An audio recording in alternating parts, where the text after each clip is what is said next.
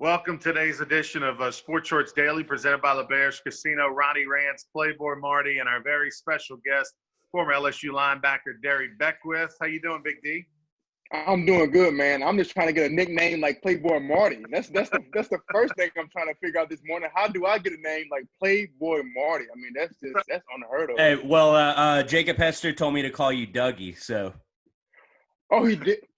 Well, look, Dougie is not as intriguing as Playboy Marty, but I'll let you get away with it this morning. You can call me Dougie this morning. All right, I will. Where did that nickname come from? Was that your nickname when you played at LSU? Everybody on the football team did call me Dougie. I'm named after my dad, and so his middle name is Douglas. But he stated that every time, like my grandfather, every time my dad was in trouble as a little kid, instead of calling him Darry, he would call him Dougie. And so it just kind of stuck with me my whole life. That's good. That's good. So when you played in the NFL, no nicknames? No, they call me Dougie. Dougie too? Okay. They call me Dougie. It was embarrassing because I couldn't dance, and that was the time that When Dougie came When out. it was taken off, yeah. And it was taken off, man. They tried to get me to dance, and I was terrible at it. So, I said, I don't want to do any more dance moves. Just call me Dougie, and let's go on about the day. That's great. That's great. Let me ask you this, man. It's got to be a weird time. Normally guys that have played in the past and you were on that 07 national championship team, usually things get better with age, right? Like the facilities get better, the travel gets better. LSU's, players get treated better than they did when you were in college. But this is the first time that you can say, hey, man, we had it better, because they may not even play. And put yourself in these players' shoes. And here they are, Darry, going through practice and, had no spring. It was just so weird. All excited for September 26th, and yet the news right now is very tentative that there's going to be a football season. Can you even imagine what these young players are going through? I can't imagine what they're going through. I would be lying to say I know what they're going through because I was never in that position.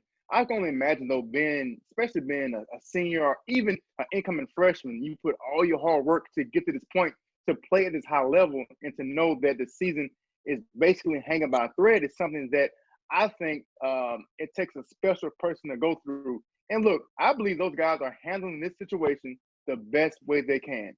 They're still working out. They're still preparing like they're going to have a season. And I do believe if they don't have a season, this group of kids, and in any college level, every college level is going to be a special group of kids. And this is a generation, I think it's only going to make them stronger. I know it sucks. Even from a fan perspective, I want to see a season. Now, I understand all the dynamics and everything that's going on that's involved in this. But, man, I feel for those kids, but I assure you they will come out better for this and it will make them stronger. What did you – oh, sorry, Ronica. No, go ahead, Playboy. I was just going to ask what you thought of the We Want to Play hashtag We Want to Play stuff that the guys were throwing out there. I think Trevor Lawrence started it. Did you have any thoughts on how they were kind of organizing like that? Yeah, I love it. I think now it's getting to the point where players in college are having more of a voice and kind of not being controlled to the system of the NCAA. So I think that's a great thing that they're doing because now they're having a voice. They're having an opinion and a say on how they dictate their career. Because, look, these guys, Trevor Lawrence, all these guys brings in millions and millions of dollars for these universities. And so I believe having a voice, having an opinion on how we should handle this, I think is a great thing. And I do believe this is the start of something great. I know they talked about forming a players union and things of that nature. So I think this is a start to something that can form in the future. So I'm totally behind those guys that's wanting to play. Because I believe the leadership from the head of all this was just totally out of whack. I mean, you release a season a week before, and all of a sudden, we're not having a season. Like you can't do that. And I feel for those guys because I think they were kind of thrown around a ringer, thinking that they're going to have a season. All of a sudden, you cancel it a week after you release the schedule, which is not right. So I'm behind those guys about we want to play. I totally agree with them. The problem, and we've talked about it, and every show has talked about it, that, with college football is that it's not controlled. There is no commissioner, right? It's not controlled by one governing body. It's not even controlled by the NCAA. Football is a separate entity. And so you got over 20 different conferences that have 20 different leaders that do different things. But you mentioned how you like the We Want to Play and maybe this thing moving in a direction. You even threw out the word possibly a players union or something similar to that in the future, or some sort of organization. Let me ask you this, if you were to guess where this is going to go, I mean, what is it going to look like for the players? And I say this, Darry, that my concern is, when we think of college athletics, we think of primarily football, basketball, and we think of the big boys. We think of Duke, Kentucky basketball. We think of Alabama, LSU, Clemson football. That's such a small segment of the population of the NCAA athletics. Yeah, those guys can sustain, paying monies or giving stipends or things like that. But 95% of the other schools can't. And so that's my concern is you're either going to break away and have the super conference, or you're going to bankrupt, NCAA athletics if you mandate all the schools to sort of, do what the big boys do. You make a great point. As you can see now, most of these small conferences are just saying, look, we're just not having a season. And that you bring a valuable point. Now, I don't know the logistics and the infrastructure on how they can do it. I don't even know if some of these super conferences, I mean, they bring in so much money a year. Are they willing to have a contract? Well, look, we'll divvy up the percentages of our revenue to some of these smaller schools so they can maintain, so they can function. That may be an option. I know, for instance, the structure with the NBA and WNBA. Correct me if I'm wrong. I'm not sure if does the NBA some kind of way give some percentages to the WNBA. Is that kind of what they're doing a little bit? I don't know if they legally have to. They may support do so, but I don't know that they legally have to. I think there's some sort of revenue share. I think there's some form. I do. Yeah. Okay. That's the difference, Darry, and that, because that's out of the goodness of their heart. That's like LSU athletics the last 10 years giving over $70 million to the academic side. Right. Of the school. They didn't have to do that. They chose to do that. Whereas Title IX says you have to, right? So when LSU baseball, for example, charters a plane to go play at Arkansas, the softball coach says, hey, we get a charter because you gave a charter to them. And so everything you do is double the expense, because what you do for the boys, you got to do for the girls and all that. And I'm not saying Title IX on its merit is a bad thing, but it's the extreme, right? There's problems with it. I think everyone can admit there's problems with it. Right. So I'm just worried that we might go too far with the union talk, because anytime there's union talk, it bankrupts leagues. Like Arena Football League went under. Those guys, back 10, 12 years ago, you had teams in Arena Football League, which nobody heard of or watches anymore. Those guys, they had quarterbacks making $200,000 a year. Average salary was $45,000 a year in the Arena League. They unionized, bankrupt the league. There's been talk about doing a union in minor league baseball for decades. They can't afford it. Beloit, Wisconsin Snappers can't have a union. I was upset. Yeah, we lost the Shreveport Bossier City Battle Wings over that Arena Football thing. I was devastated. Quincy Carter was our quarterback one year when I was in high school. It was so fun. Oh my God. Yeah, he was. But no, Ronnie, you make a good point. And I do think when you do form a union like that, a lot of times, if people's hearts are in the right place, and if they have their own agendas or their own plan of action, it can affect everybody else, because a lot of times when you do get a union, it's kind of more of so how can it benefit this one section of people? So I haven't looked at it like that. So you make a great point, because I definitely don't want to see other leagues, get bankrupt, or other conferences go down under, because for a kid coming out of high school may not get an opportunity to go play at these big schools and his own opportunity to go play at a 1AA school where he can be successful. So I totally agree with what you're saying. So it is a thin line about forming a union. I didn't look at it like that.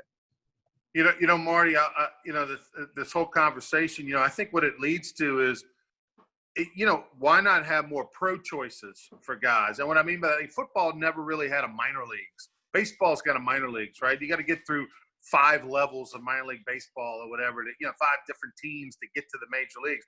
Where football, your choice is go to college, stay, 3 years, then go pro. Let's do it like the NBA has the D League, and you got overseas options. And let's do it to where, hey, certain guys don't care about college. Let them have a developmental league. Right. Well, to me, it just seems like every other league ends up failing. I mean, like when I was like a little kid, they had the NFL Europe thing that folded. Arena football folded. Except more recently XFL, and what was the AF. Yeah, like, so, I mean, there's the CFL, I guess, but, like, otherwise, like, when we've seen people come in and try to make league, and obviously XFL coronavirus kind of threw a wrench in that, but it just seems like they always fail. So I don't really know what there is to do about that. I thought the XFL, do you guys think if coronavirus didn't come and the new structure that the XFL had, do you think they would have maintained and had – because it was more realistic this time around. It was actually real football with all the other stuff. Do you guys think if the coronavirus didn't come that the XFL would have sustained and had a successful year? Because I watched a few games. I mean, I'll say this, that I enjoyed watching it better than I did the AF league and other, but I thought it was good games. I thought some of the rule changes made it interesting. They but here's what I don't know. I don't know how many tickets they sold, how much advertising they sold, because it still wasn't full stadiums or anything like that. Right. So I don't know that behind the scenes X's and O's of dollars and cents, if it really was working or not, because at the end of the day, that's all that matters. But it was a better product. And oh, by the way, did The Rock buy it or something? He did. Yeah. Yes, he did. The Rock bought it, and it's going to, hopefully come back next year. The thing about the XFL, and they made this point, there weren't a lot of fans, right? So if you can pay the players, you're not going to pay much. It's a made-for-TV product, in theory. And that's what we got, so maybe it's a cheap made-for-TV product, Right. Right. Uh-huh. Well, if the Rock's there, maybe we can get Coach O involved somehow. Yeah, no, but oh shoot, I lost my train of thought. Keep going. Sorry. Darry, let me ask you this. Looking at the upcoming LSU football season, I mean, it's got to be so difficult for these guys that, practicing in the summer, knowing that the beginning September 1's right around the corner. Now that's been pushed back to September 26th. But let's act like there is football for a minute. When you look at the LSU football team coming off of the national championship and all the distractions that's happened, has this kind of, has this kind of given them a chance to reboot, kind of put last year behind them?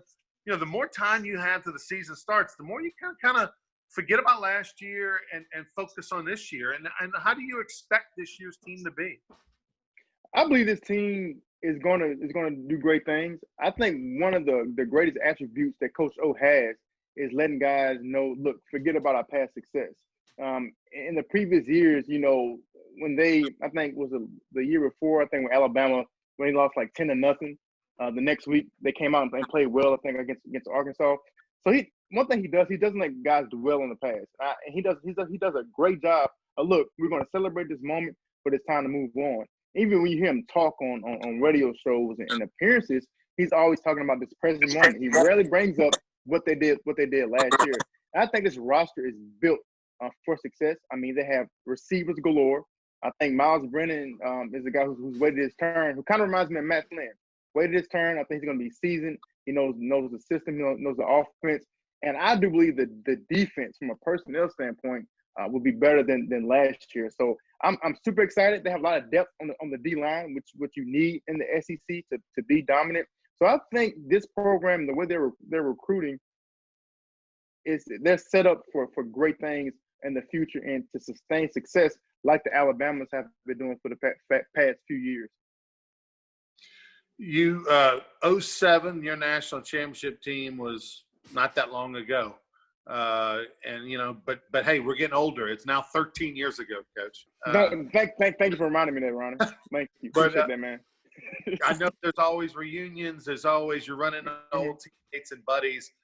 Coach Miles, of course, is now at another school and all that sort of thing. So it changes when you go up there, to the facility. You don't see your old coach. But when you reflect back now, 13 years to the last to your national championship, does that memory fade, change? Is there something that you remember that stands out the most about that year? For me, obviously the number one thing is that we're the only two-loss team to ever win the championship. I think that was the most like it couldn't happen. I mean, you do understand, like, the stars had to align and the chips had to fall in place for us to get in that championship game. I don't think you would ever see anything like that. Like, at the last minute, certain teams had to lose for us to get in, and it happened their way. I go back to the Florida game when we went for it on fourth down like 5 times, and Hester got all fourth downs. Demetrius Byrd, the catch against Auburn with like 1 second left. We were like, what the heck is Coach Miles doing? Why are we snapping the ball? So we had games that were just were gut wrenching. It make it chest tight. That's the most that I remember about the year. And then the opportunity to play in the championship game in New Orleans, 45 minutes to hour down the road, was something that I would never forget. And we have the opportunity to say, look, we captured a national championship. We brought it back home to Baton Rouge in our home state of Louisiana. And that's something that's never going to erase out of my mind. It's just the ups and downs of that year is what I'm going to cherish, because I think it made us stronger as a team, and it made us stronger as individuals as well. Yeah, so that backdoor sneak into the national championship was one of the craziest things that's ever happened in the history of college football, and then it really pinned on Pitt beating West Virginia in the Big East championship. And I was listening to a podcast once. They have Dave Wanstead on, who was the coach of Pitt at the time, and he said when he was at Buffalo, he and Kelvin Shepherd were having a conversation like about LSU, and he said, "What was your favorite moment of LSU?" And he said, on the plane when they announced that Pitt had beat West Virginia, and he didn't know that Dave Wanstead was a coach. But can you walk me? Yeah, it is. But can you walk me through what that was like being on the plane when they announced it? Is that something you remember? You remember at all? Oh, without a doubt. First off, I think we broke all plane regulation and safety issues when they announced when Pitt did win, because the plane actually rocked and it dipped. I don't know how far it dipped, but it dipped a lot. I mean, we went nuts when they told us to score. And I can just remember, man, getting on the plane, popcorn was going places, drinks were flying everywhere, food was going everywhere. It was just people were hugging and kissing each other. It was just an outstanding moment. And so that was a great time. And I can remember when we got back, man, it was just I don't know, it was just one of those moments that I would never forget. And I think back then it was more so that we went through so much, and I think that, even you thought about the previous years. You thought about 2005 and Hurricane Katrina. You thought about those situations, and to finally have this moment to play in front of your friends and family. And then from an individual standpoint, and every person on that team can tell you this, and even the guys that won this year, you feel proud. Like, that's like one of the proudest moments, because you may be the only person in your family, think about it, that experienced something like that. And it's not for us, but the fact that our family had the opportunity to experience this. Otherwise, they never would have had this opportunity. Like, my parents never would have went to a national championship game and seen that venue, seen how all that stuff functions. So for me and for us, that was the most exciting thing, man, is to know, look, we're the first person in our family to do something that nobody else ever did. And that's a feeling and a memory that I would never forget and cherish forever. I wanted to ask you one last question before we let you go, the great Darry Beckwith. You were in the Dome this year, right? For the national championship.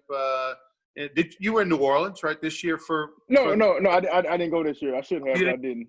No. Oh, yeah, I would have thought you'd have been like the honorary coin toss.